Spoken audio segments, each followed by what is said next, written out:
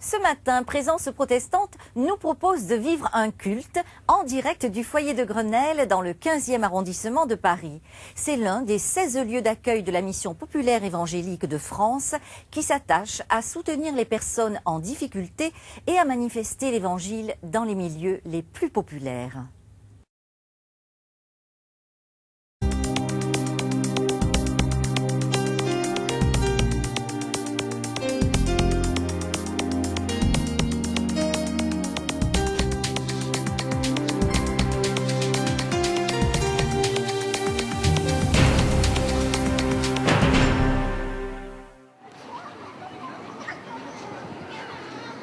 Bonjour, vous êtes au courant du projet de tour de 15 étages? Alors je vous explique, attendez, je vous montre, je vous donne. Là-bas, il y a une tour qui va faire 15 étages, 40 mètres. La mission populaire Fraternité des Agnettes, je l'ai connue par Stéphane Lavignotte, qui est lui-même engagé par la mission populaire et qui fait du porte-à-porte dans Gennevilliers, notamment dans notre quartier, aux Agnettes, pour dire qu'est-ce qu'on peut travailler ensemble, qu'est-ce qu'on peut demander à la ville, ce qui va ou ce qui ne va pas. Il y a 13 lieux de la mission populaire dans toute la France, qui la plupart sont des lieux qui vivent autour d'une communauté protestante qui soutient un lieu type centre social ou maison de quartier. Chaque lieu est aussi adapté à ce qu'est la vie du quartier où il est. Le but de nos fraternités, c'est de vivre et manifester l'évangile en milieu populaire. Nous, ce qui nous importe, c'est que le message de Jésus il soit partagé, vécu, y compris par des gens qui sont croyants, non-croyants, musulmans, etc. Dans nos lieux, ce qu'on vit, c'est de la dignité, c'est de la fraternité, c'est des gens qui se remettent debout, c'est des gens qui se battent. Et pour nous, ça, c'est l'évangile en action. À Gennevilliers, c'est 3 volets. C'est du syndicalisme de quartier. Le deuxième volet, c'est l'éducation populaire. C'est la grâce. C'est les gens qui se disent, j'étais limité, j'étais emprisonné. Eh bien, Dieu m'a libéré de tout ça. Yes, I can. Et le troisième volet, c'est que dans ces quartiers qui sont divisés, où les Noirs et les Blancs se regardent de travers, les musulmans et les non-musulmans se regardent de travers, eh bien, il n'y ait plus ni juifs ni grecs, ni esclaves ni libres, ni hommes ni femmes, mais des habitants qui, ensemble, reconstruisent une communauté inclusive qui fait une place à chacun. Même s'ils ne sont pas rouges, tu peux faire de la confiture de tomates. Ils ont frappé à nos portes pour faire un porte-à-porte. Pour dire, voilà, on est la fraternité des Agnettes. Et c'est comme ça que j'ai rencontré Stéphane. Il a sonné chez moi, on a discuté et maintenant je suis dans le collectif. Pour nous, c'est très important d'être en mission en famille et de travailler là où on habite, de mettre des racines là où on habite. Comme on fait ici, on essaie de semer un peu d'espoir dans le quartier où on se trouve. Nos lieux sont des lieux qui servent à tous, c'est-à-dire que là où on fait le culte le dimanche matin, ça sert à faire aussi des braderies, des repas, des concerts. Ce qui est sacré chez nous, c'est pas les bâtiments, c'est la dignité des gens.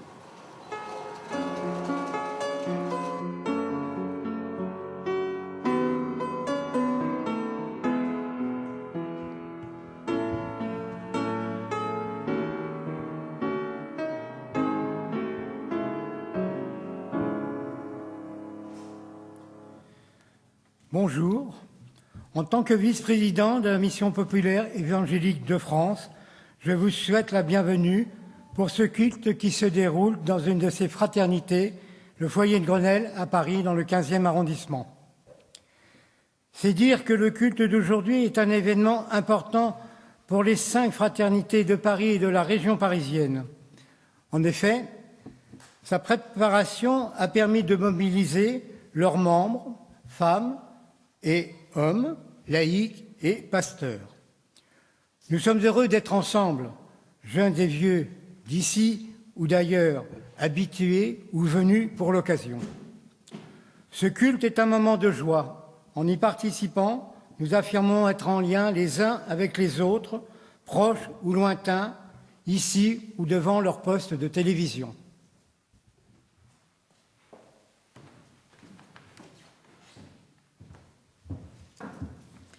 Je vous invite à vous lever pour louer le Seigneur.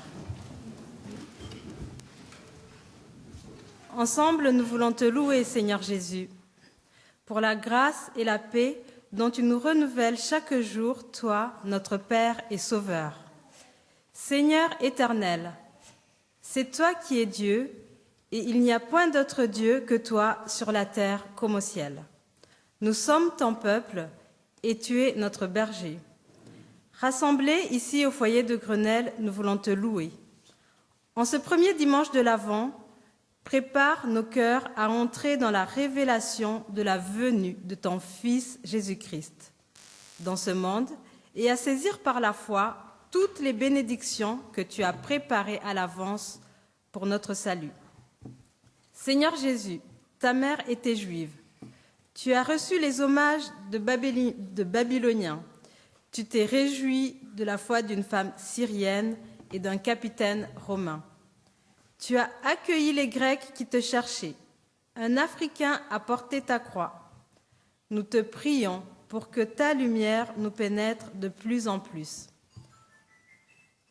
Aide-nous à découvrir avec les hommes et les femmes de toutes origines, de toutes cultures, que nous sommes co-héritiers de ton royaume, les enfants d'un même Père. Amen. Nous allons chanter « Seigneur, nous arrivons ».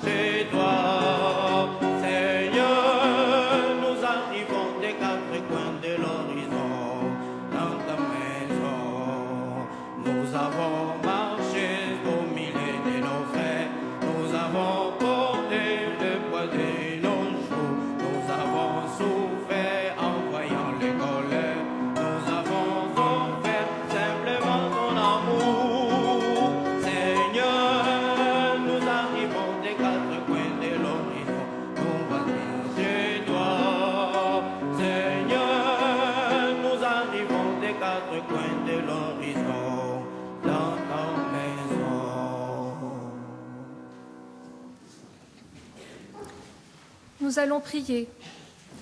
Moutarde est une des deux couleurs de la mission populaire. Oui, Seigneur, souvent la moutarde me monte au nez, comme toi, dont la Bible nous dit que ton nez s'enflamme de colère. La moutarde me monte au nez quand je vois des familles roms errer d'expulsion en expulsion, quand les musulmans sont stigmatisés et les jeunes de nos quartiers contrôlés 5 fois par jour. Mon nez s'enflamme quand on licencie pour augmenter les profits, quand les inégalités augmentent et que les pauvres sont traités d'assistés, quand se répandent les idéologies du rejet de l'autre, quand notre terre est dégradée par des projets à courte vue, et je suis en colère quand les églises se taisent face à ces injustices. Seigneur, je ne demande pas pardon pour cette révolte. Je viens déposer devant toi mon véritable poids, ma profonde blessure. Si je garde cette colère pour moi, elle me tue à petit feu. Si je ne convertis pas cette colère en action, alors je la retourne contre ma famille, l'école, la bibliothèque de mon quartier. J'appelle à ton secours quand ma colère devient violence contre la police, mépris envers les jeunes, crachat sur les politiques, abandon de la lutte. Oui, Seigneur, donne-moi ton pardon. Le vert est l'autre couleur de la mission populaire, la couleur de l'espérance que tu fais naître, Seigneur. Quand je ne reste pas seule, quand nous transformons ensemble notre colère en action collective, non violente, au service des uns et des autres. Verte comme la nouvelle pousse du figuier qui annonce l'été. Amen.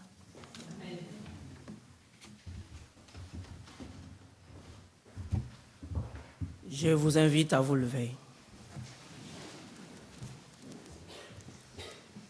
Nous tous qui sommes rassemblés ce matin, nous ne sommes ni plus nombreux, ni plus savants, ni meilleurs que les autres.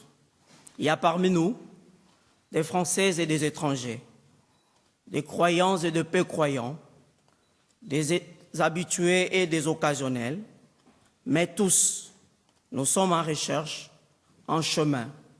Tous, nous sommes interpellés par l'Évangile, appelés par notre nom, invités au face-à-face avec Dieu, avec nos frères, nos sœurs, les plus proches, les plus éloignés. Seigneur, ouvre nos oreilles, élargis notre cœur, guéris notre sommeil, réveille notre élan, mets-nous debout. En toi, Seigneur, le Christ, Dieu est parmi nous. Tu es la parole faite chair. Tu es venu habiter parmi nous. Tu es venu en nous, bousculer et transformer nos cœurs et nos vies par ton amour sans limite, sans condition, sans peut-être, nous donnant enfin la grâce et la paix. Amen. Je vous invite à vous asseoir.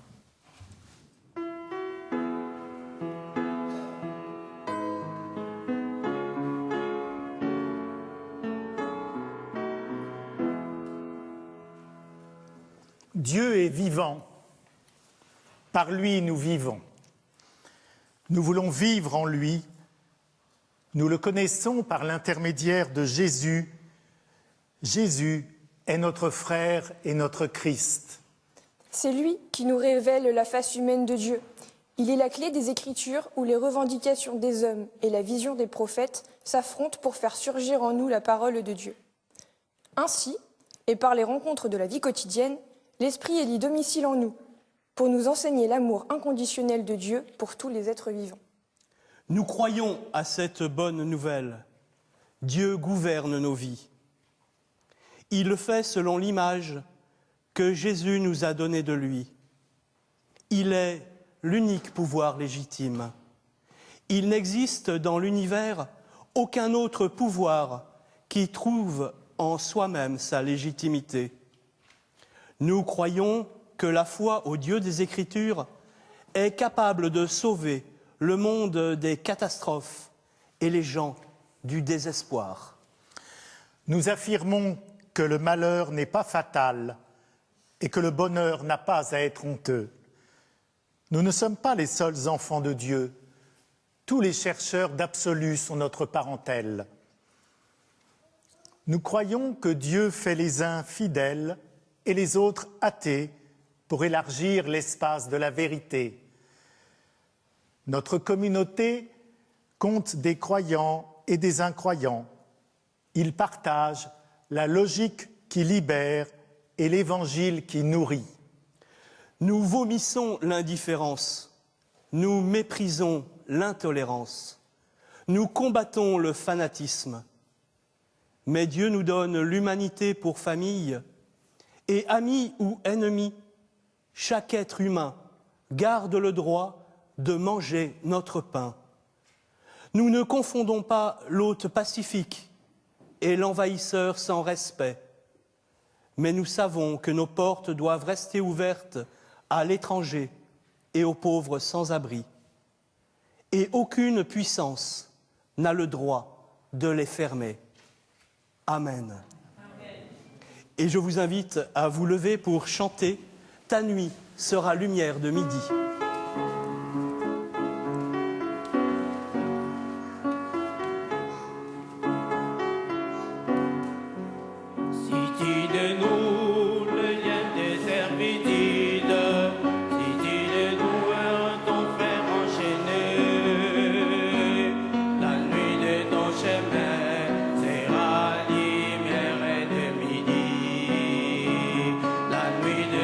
Chemin sera libre.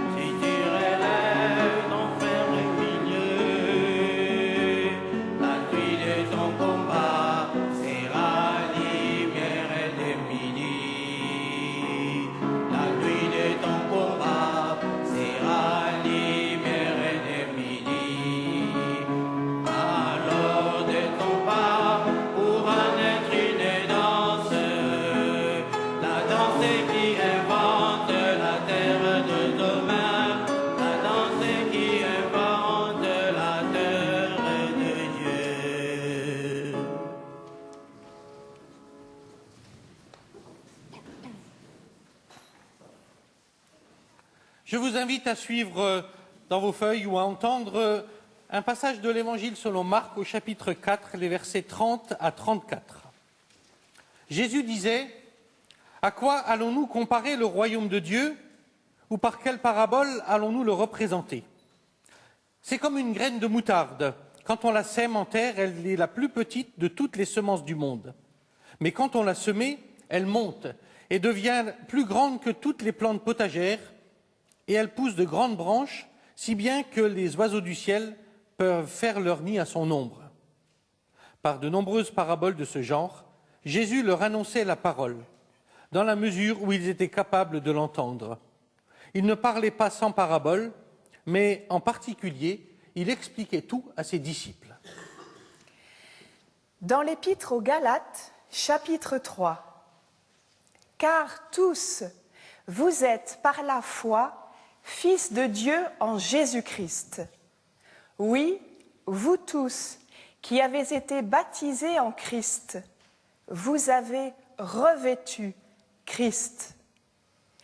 Il n'y a plus ni juif ni non-juif, il n'y a plus ni esclave ni homme libre, il n'y a plus l'homme et la femme, car tous vous n'êtes qu'un en Jésus-Christ. »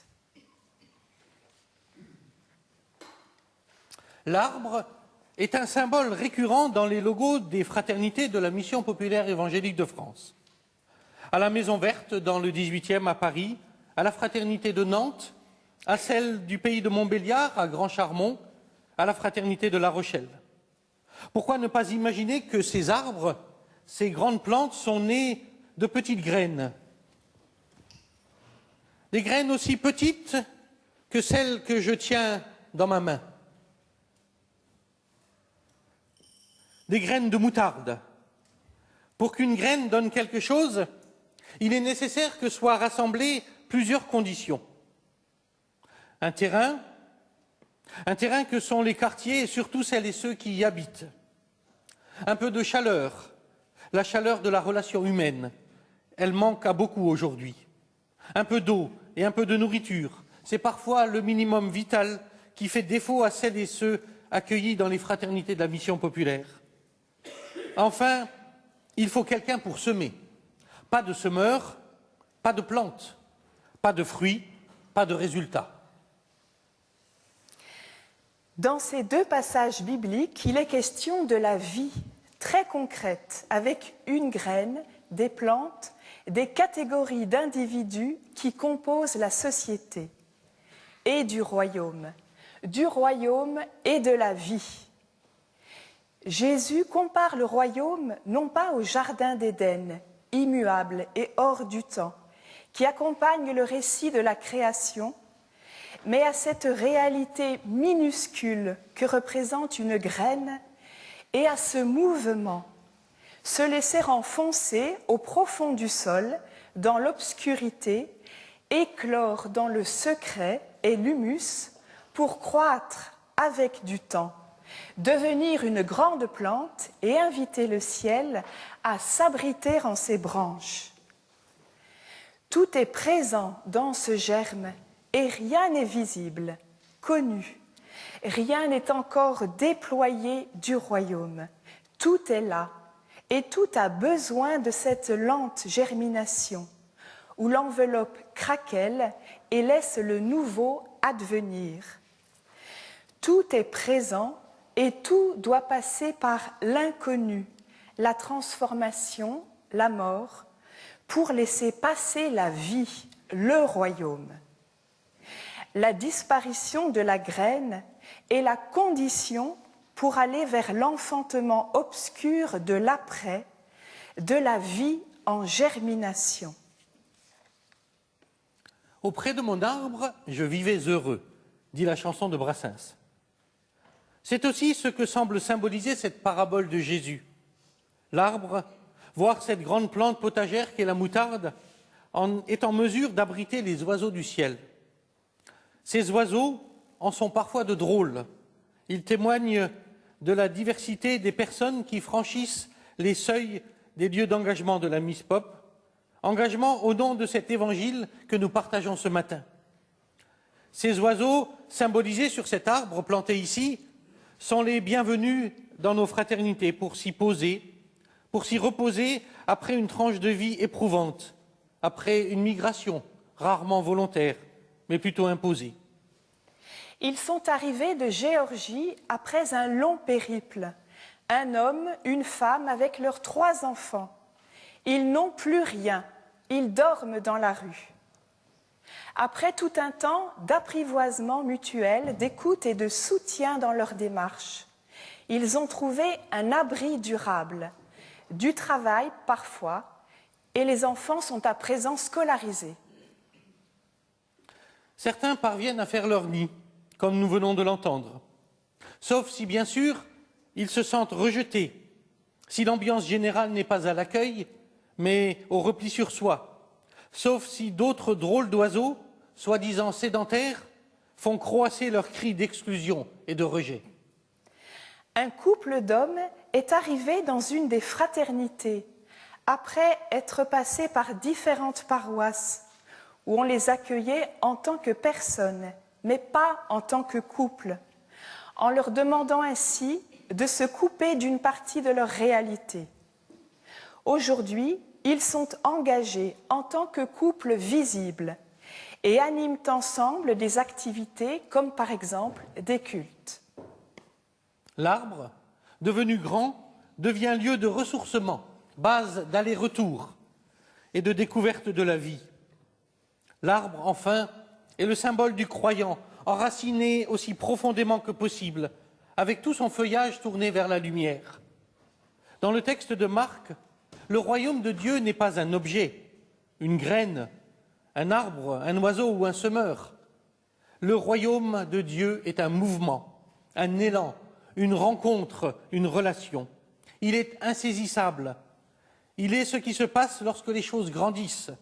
Il est un essor invisible à notre échelle et pourtant bien présent et réel. Ce mouvement, cette croissance bien concrète, exprime la foi incluse dans ce geste de planter cette petite graine. Elle dit la patience et la confiance de l'attente, la foi qui ne contrôle pas l'éclosion et le devenir d'une graine, qui reconnaît que quelque chose de plus grand qu'elle, qui la dépasse, se produit, quelque chose qui a besoin de ce geste premier, de notre geste de jardinier.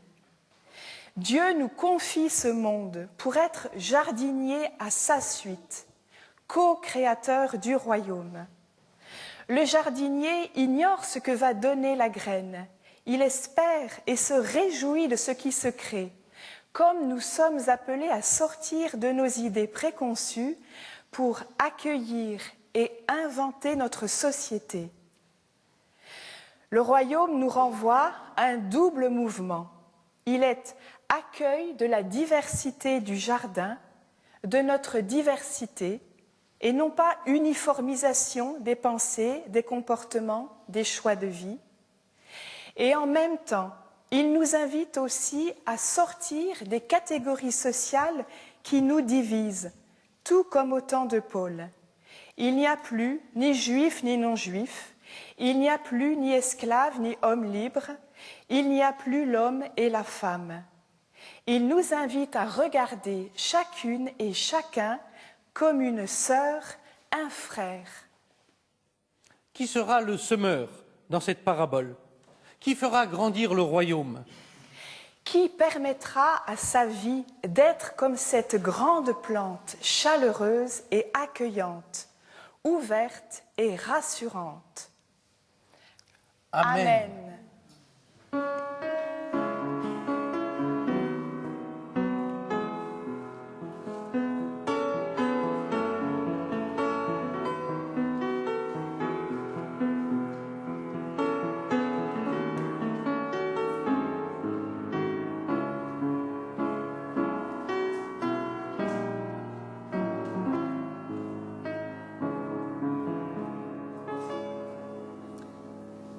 Prions.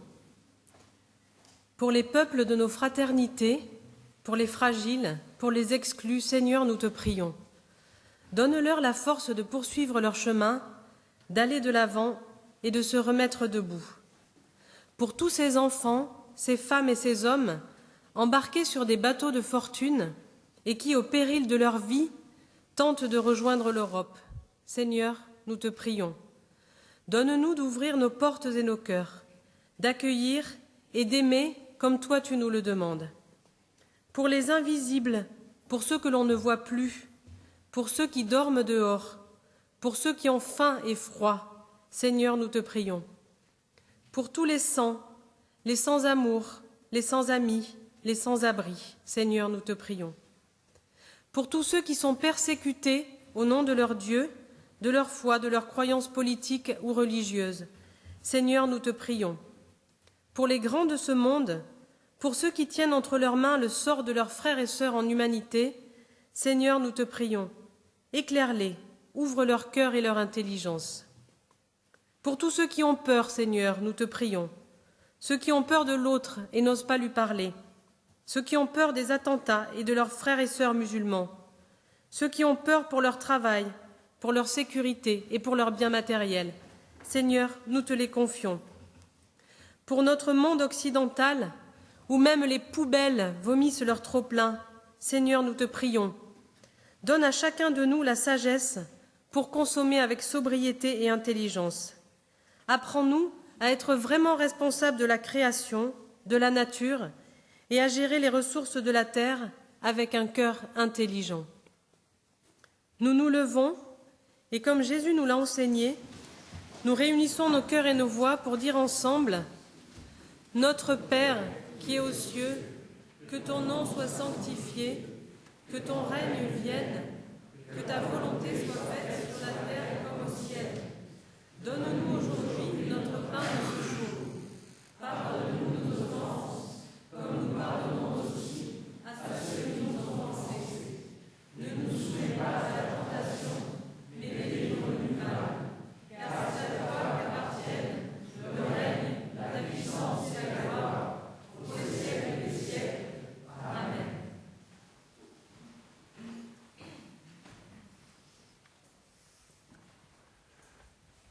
Ce matin, comme chaque jour, dans nos fraternités, nous avons voulu former une communauté accueillante à chacun. Nous espérons que vous, devant votre écran, vous aurez trouvé votre place dans ce culte. Ce matin, nous avons renouvelé notre engagement d'être au service des humains à la suite de Jésus de Nazareth. Nous espérons que vous, là où vous êtes, vous participerez à ce projet de justice et de liberté.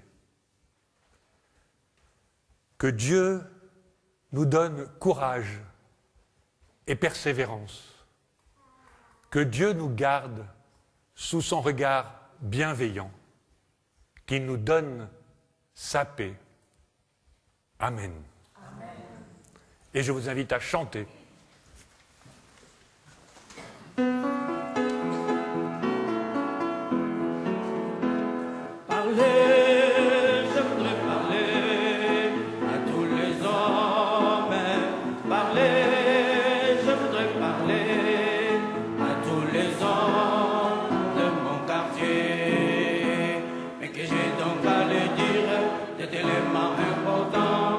Pour penser et dire, ne trouvant jamais le temps. Écoutez, Dieu les accable.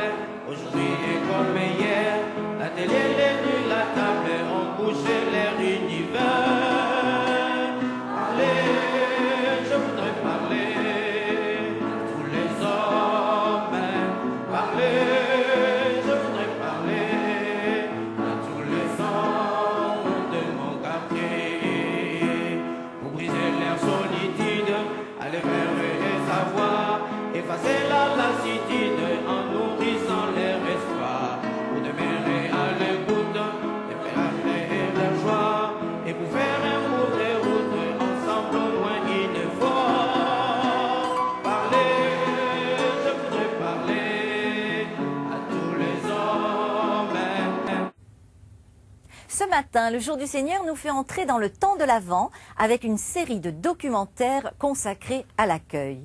Après la messe, célébrée en l'église Sainte-Croix à Issel en Belgique, le premier documentaire intitulé « Accueillir l'autre, le bon larron » retrace l'improbable amitié de Gérard, un braqueur multirécidiviste, et de Henri, un agriculteur discret et homme de prière. Une amitié forgée au fil des parloirs. Mais tout de suite, retrouvons notre rendez-vous de culture chrétienne.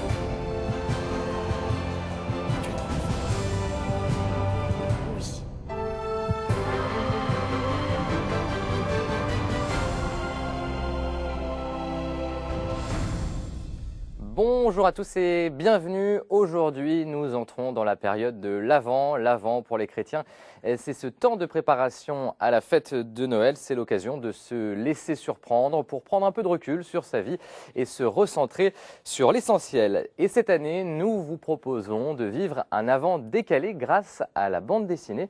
Et pour cela, nous avons fait appel à l'un des prédicateurs du Jour du Seigneur, le frère Didier Cronenberg, qui vient de Belgique, le pays de la bande dessinée. Bonjour frère Didier. Bonjour David. Comment ça va? Très très bien, et vous?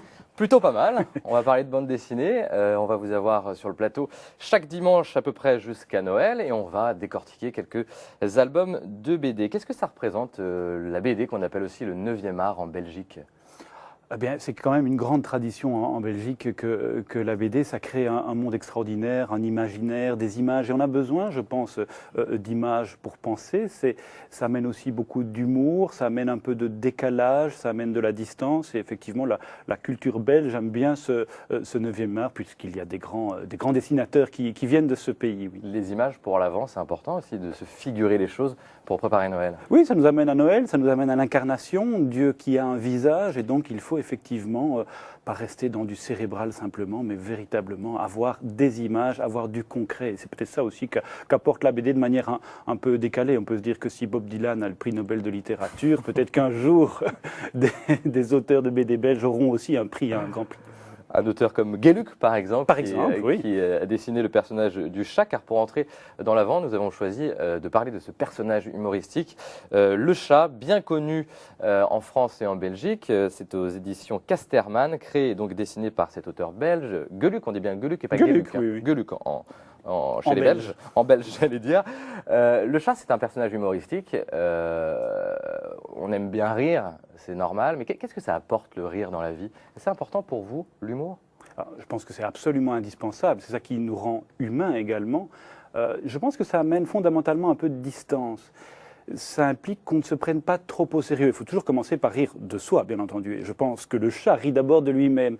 Mais ça amène une distance. Je pense que ceux qui ne parviennent pas à développer cette forme d'humour, qui n'est pas de l'ironie, qui n'est pas de la moquerie, qui n'est pas de l'humiliation, cette forme d'humour amène un décalage, ça relativise les mots. Quand on est dans la superstition, on ne veut pas bouger. Superstaré, c'est bien le mot.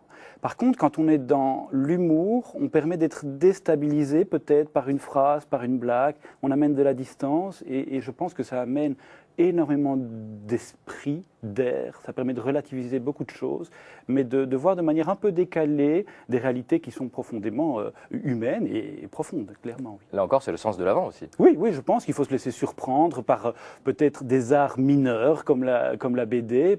Dieu se révèle non pas où on l'attend, mais peut-être dans des lieux tout à fait insoupçonnés. Il faut prendre des chemins de traverse, il faut le chercher non pas là où on croit qu'il va apparaître, mais dans des lieux tout à fait autres. Et c'est un clin d'œil évidemment que la BD, mais je pense qu'il faut le chercher dans des endroits autres, dans la poésie, dans des lieux où on ne l'attend absolument pas. Et c'est ce que fait le chat, justement, ce fameux personnage humoristique. On vous a demandé de choisir plusieurs dessins.